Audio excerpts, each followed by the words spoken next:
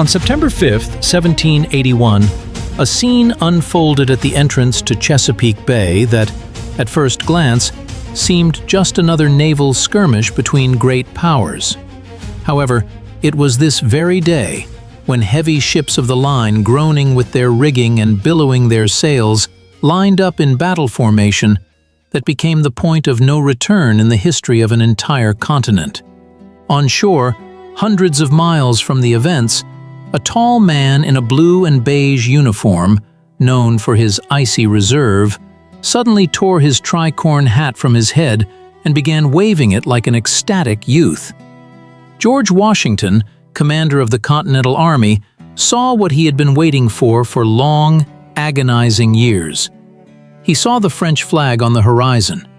At that moment, as the wind filled the sails of Admiral de Grasse's squadron, the fate of the British Empire in America was sealed, though the cannons were still silent.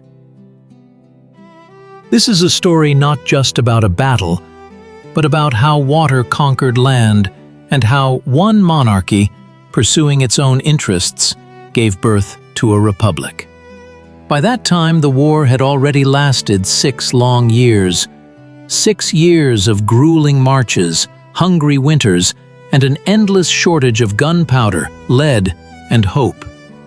The American Revolution, which began with grand declarations of freedom, was, by 1781, suffocating in the grip of economic devastation. The continental dollar had depreciated so much that the phrase, "not worth a continental," became synonymous with absolute zero. Soldiers, unpaid for months, rioted, and the very idea of independence hung by a thread, ready to snap under the weight of reality. Britain, with overwhelming naval superiority, could move troops to any point on the coast, striking where defenses were weakest. They controlled ports, trade, and time. It seemed the mother country was simply waiting for the rebellious colonies to collapse under their own weight. The British command, realizing that holding the northern states by force of arms was problematic, switched to the so-called Southern strategy. The idea was simple and cynical, relying on loyalists, local residents loyal to the crown, to seize the rich southern colonies, cut them off from the north, and economically suffocate the revolution. Lord Charles Cornwallis, a talented and ambitious general, led his army through the Carolinas into Virginia, leaving a trail of victories that, however, brought no peace. His goal was to strengthen his position in a deep-water port, where he could receive supplies and reinforcements from the mighty Royal Navy. This place was Yorktown, a small tobacco port on the York River, which flows into Chesapeake Bay. Cornwallis felt no danger. Why should he worry? Behind him stood the greatest maritime power in human history. The sea was home, fortress, and road for the British. He could not imagine that the sea itself would become his prison bars. But there was a variable in this equation that the British underestimated: France. France's entry into the war on the side of the colonists changed the very nature of the conflict. From a local rebellion, it escalated into a global war that spanned oceans from India to the Caribbean. And it was in the waters of the West Indies, among the Sugar Islands, that the fate of Virginia was decided. François-Joseph Paul, Count de Grasse, commander of the French fleet in America, faced a complex choice. He had orders to protect the French colonies in the Caribbean, which brought immense revenue to the crown. But he also received desperate dispatches from Washington and the French general Rochambeau, pleading for help on the continent. De Grasse made a decision that can be called one of the boldest in the history of naval warfare. He decided to take his entire fleet, 28 ships of the line, and 3,000 soldiers, leaving the trade convoys virtually unprotected, and move north to Chesapeake Bay. It was an all-in gamble. If the British intercepted him or attacked the defenseless islands in his absence, the admiral's career would have ended in a court-martial. But de Grasse understood. A unique chance to strike a mortal blow to the enemy opens only for a brief moment. He wrote to Washington that he would be in the Chesapeake only until mid-October, after which the storm season and strategic obligations would force him to leave. The Allies had only a few weeks to perform a miracle. Washington, upon receiving this news, faced his own internal dilemma. His heart yearned to retake New York, a symbol of British occupation, a city whose loss he felt particularly keenly. All his plans, all the maps in the staff tent, were dedicated to the siege of New York. However, Count de Rochambeau, an experienced French strategist, gently but persistently convinced the American commander-in-chief. New York is too well fortified, and its harbor is difficult to blockade. Yorktown, where Cornwallis was entrenched, on the other hand, was a perfect trap if, and only if, the fleet could cut off the sea lanes. Washington had to swallow his pride and change the plans for the entire campaign. It was a moment of supreme humility for the sake of overall victory. The Allied army began a swift and secret march south, leaving only screens near New York to misinform the enemy. Meanwhile, the British fleet in New York, under the command of Admiral Thomas Graves, made a fatal mistake based on overconfidence and poor intelligence. They believed that de Grasse would bring only a part of his squadron, leaving the main forces to protect the Caribbean islands. When the British squadron of 19 ships approached the mouth of the Chesapeake on September 5th, they expected to see only a small enemy detachment. Instead, before them was a forest of masts, stretching from Cape Henry to Cape Charles. The French fleet was not just present there, it dominated. The situation on the water developed rapidly. De Grasse, despite many of his sailors being ashore securing the landing of troops, immediately ordered the anchor cables to be cut. The French ships, heavy and unwieldy giants, began to move into the open sea to meet the British. Here the paradox of naval warfare in the age of sail manifested itself. To protect the bay, one had to leave it. Remaining at anchor meant becoming a stationary target. De Grasse led his ships out, striving to gain the advantageous windward position. The battle that flared up that day is known as the Battle of the Chesapeake, or the Battle of the Capes. From a tactical point of view, it might have seemed uninspired. There was no mass sinking of ships, no boarding actions so beloved by novelists. It was a duel of artillery and maneuvers. Two lines of ships sailed on parallel courses, exchanging broadsides. The roar of hundreds of cannons shook the air. Thick clouds of smoke obscured the horizon, mixing with salty spray. But the British Admiral Graves fell victim to his own signaling system. His orders were interpreted ambiguously by his captains, leading to a disruption of formation. The British vanguard found itself under a hail of fire from superior French forces, while the rear of the squadron virtually did not participate in the battle. By sunset, the fighting subsided, but its strategic result was colossal. The British fleet was battered, several ships barely stayed afloat, including the 74-gun Terrible, which sustained such damage that it had to be scuttled. But most importantly, de Grasse did not allow the British to enter the bay. Over the next few days, the opponents maneuvered in the open sea without engaging, until the French admiral, showing cunning, returned to the Chesapeake, where another French squadron under the command of Count de Barras, arriving from Newport with siege artillery, was already waiting for him. Now, the trap had finally snapped shut. For Lord Cornwallis in Yorktown, the news from the sea was a death sentence. He looked at the waters of the bay, hoping to see the British Union Jack, but the horizon was clear, or, even worse, dotted with white flags with the golden lilies of the Bourbons. At this moment, a cardinal change occurred in the psychology of the besieged. An army that was accustomed to considering itself master of the situation, that always knew that in a critical moment the Royal Navy would come to the rescue and evacuate them, suddenly realized its complete solitude.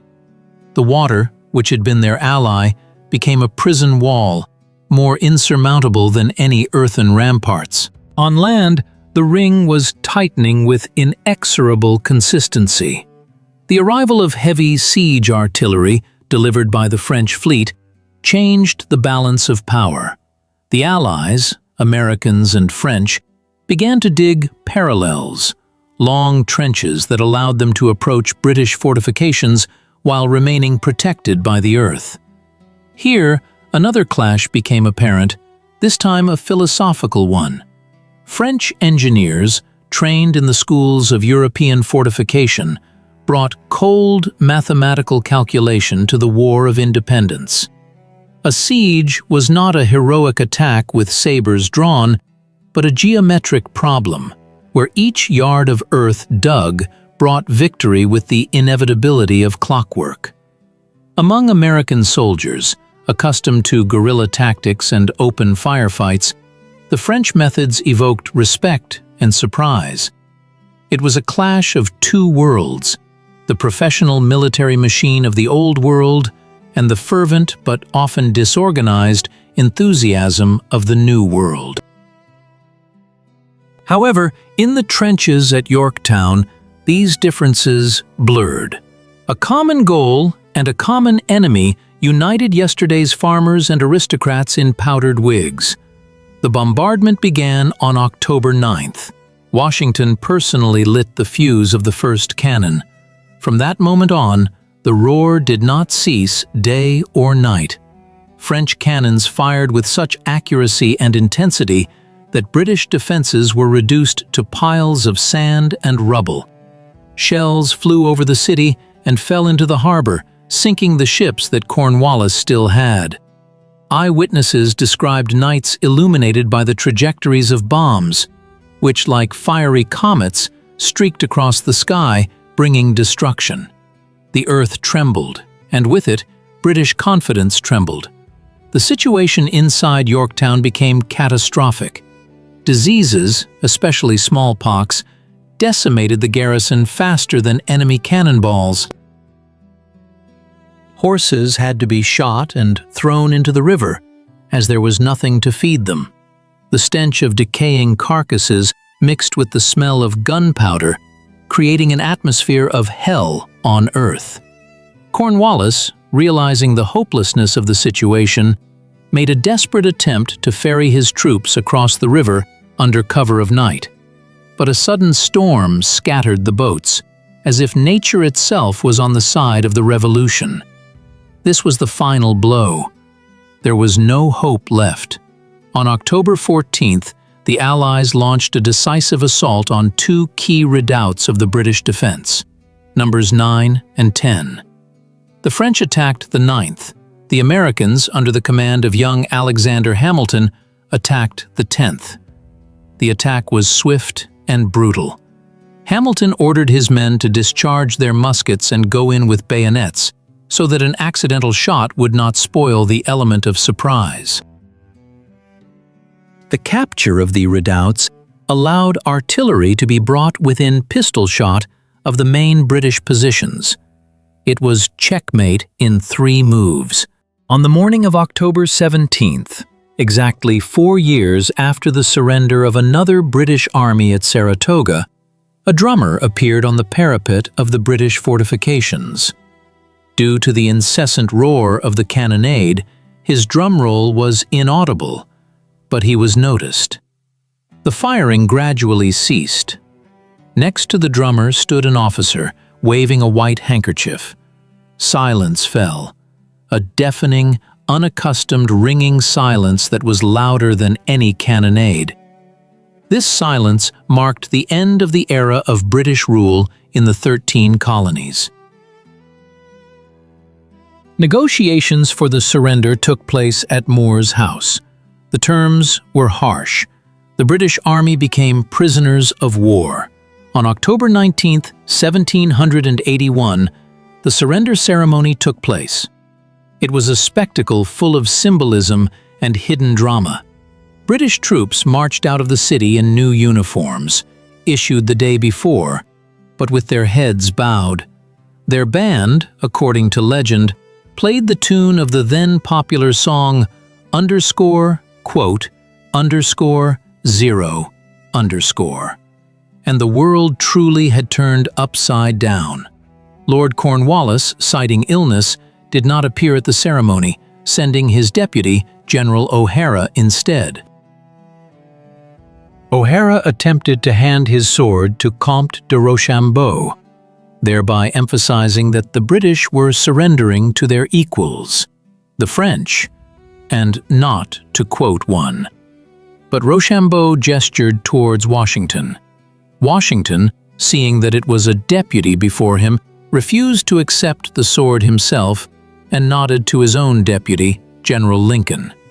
This complex ritual of gestures reflected the new hierarchy of the world. Old empires were forced to recognize the sovereignty of a young republic. However, behind the triumph on the field at Yorktown lay a deeper, global reality. The victory would have been absolutely impossible without the French fleet. If de Grasse had not risked it, if he had lost the Battle of the Capes, if he had left earlier, Cornwallis would have been evacuated. The war would have continued, and, quite likely, the colonists' resources would have run out before the stubbornness of King George III. America gained independence, but the cost of this aid to France proved fatal. The enormous debts accumulated by the Crown during the war led to a financial crisis that, just 8 years later, would explode into the Great French Revolution. King Louis XVI, by helping to overthrow tyranny across the ocean, inadvertently dug the grave of his own monarchy. Yorktown became a lesson that in the modern world, isolated conflicts do not exist. The outcome of a revolution in one part of the world was decided by the maneuvers of ships built in the shipyards of Brest and Toulon, and by decisions made in the gilded offices of Versailles. It was a victory of diplomacy and logistics as much as it was a victory of spirit and arms. Washington knew this better than anyone. In the following days, he repeatedly expressed his deepest gratitude to de Grasse, understanding that without the wooden walls of the French fleet, American freedom would have remained merely a beautiful dream on paper. Today, walking along the green ramparts of Yorktown, it's hard to imagine the hell that unfolded here over 200 years ago. The cannons are silent, covered with the patina of time, and the waters of the York River calmly carry their waves to the ocean. But if you listen closely, in the rustle of the wind, you can discern the echo of those distant salvos and the creaking masts of French ships of the line. Yorktown remains an eternal reminder that history is made not only by lone heroes, but also by complex alliances, and that sometimes, for a new world to be born, the help of the old is needed. The global chess game played in 1781 showed that even the most powerful empires are powerless when the thirst for freedom and the strategic skill of allies unite against them. This story teaches us that success often depends on the ability to see the bigger picture, extending beyond one's immediate surroundings. Washington and Rochambeau were able to rise above national prejudices and personal ambitions for a common goal. De Grasse risked everything for an ally he barely knew. In a world where everyone often plays for themselves, the example of Yorktown resonates as a powerful chord of solidarity that changed the course of human history. And when we look at the map of the modern United States, we must remember that its borders were drawn not only by the bayonets of continental soldiers, but also by the keels of French ships that cut through the maritime arteries of the British Empire. The significance of this victory extended far beyond the 18th century. It laid the foundation for future transatlantic relations, creating a precedent where democracy and monarchy could act in concert for a higher purpose. But the paradox remains. The absolute monarchy of France became the midwife of American democracy, sacrificing itself in the process. History loves irony, and Yorktown is one of its most vivid examples. When the last French ships left Chesapeake Bay carrying their soldiers to new battles in the West Indies, they left behind not just a liberated colony, but a new nation.